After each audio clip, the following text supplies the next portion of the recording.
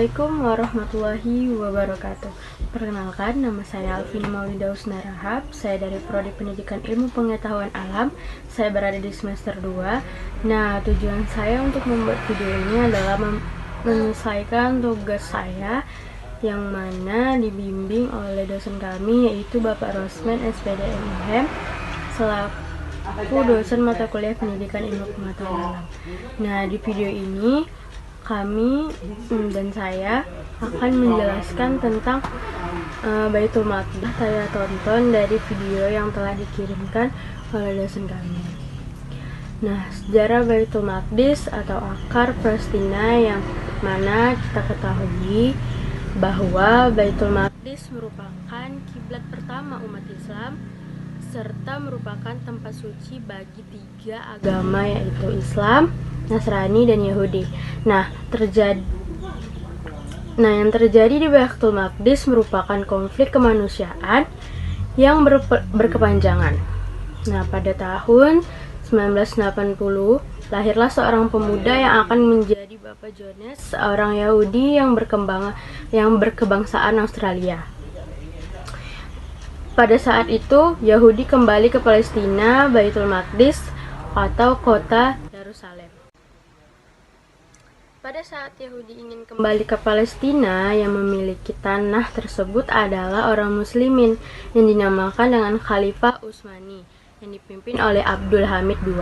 Pada saat itu, kaum Yahudi tidak bisa menyerang kaum Muslimin dan menakut-nakuti kaum Muslimin karena di bawah kekhalifahan Utsmani. Pada tahun 1901, Tadayur kembali menemui Abdul Hamid II. Mereka menawarkan sekitar 150 juta GB, setara dengan 305 triliun rupiah. Lalu bonus jika Sultan Amin II mau memberikan beberapa bidang tanah kepada orang-orang Yahudi untuk mendirikan negara. Lalu Abdul Hamid mengatakan agar jangan sekali-sekali lagi meneruskan proyek ini.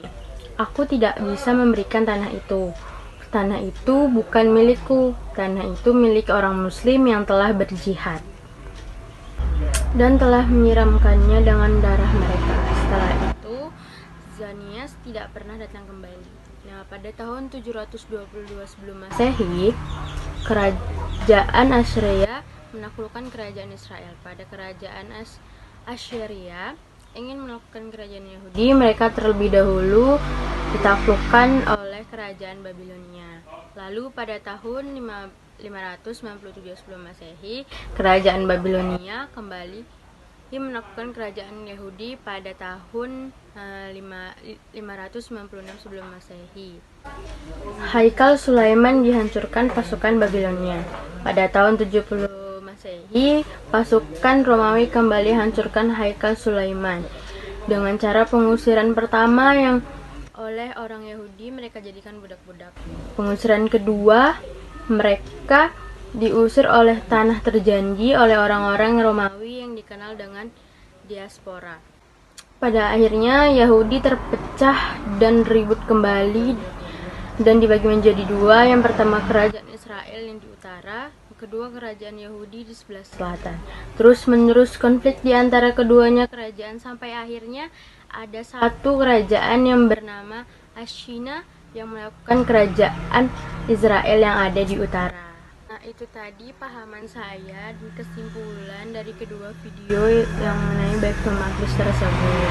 Nah, dari pahaman dan kesimpulan dari kedua video itu ada beberapa yang dapat kita ambil seperti pelajaran, komitmen, dan upaya yang dapat kita terapkan di lingkungan sehari-hari. Pelajaran yang dapat kita ambil dari video tersebut adalah sebagai seorang Muslim, sepantasnya kita peduli pada saudara kita di sana. Pada hadis Nabi disebutkan, barang siapa yang tidak peduli urusan kaum muslimin, maka dia bukan golonganku. Nah, selain itu kita juga ada komitmen dan upaya yang dapat kita terapkan.